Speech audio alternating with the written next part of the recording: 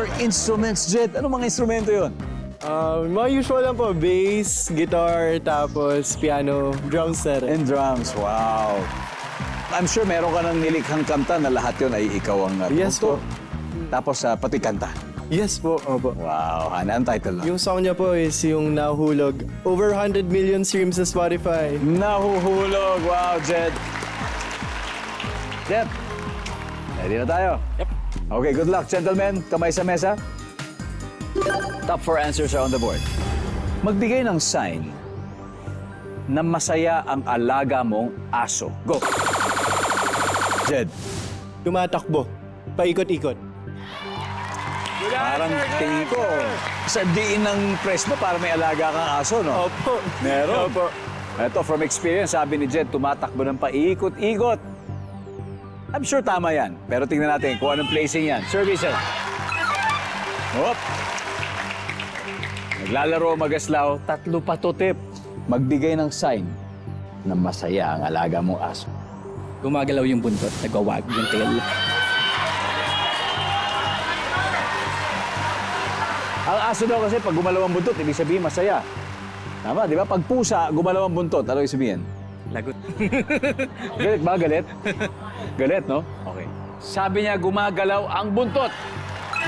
Top answer. Tip, pass, or play? Play. Let's go play the final round. Eto na, Cindy.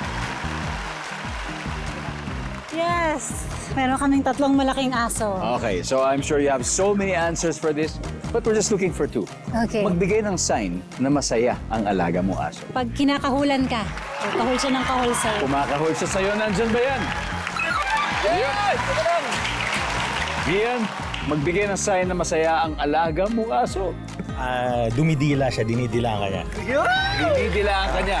Good answer! Good answer! Please po yan! Gian, may aso ka ba? May alaga ka aso? Meron, dalawa. Meron. Dalawa. Okay. Nandyan ba ang dinidilaan? Good answer! Good answer! Good answer! Meron! Meron!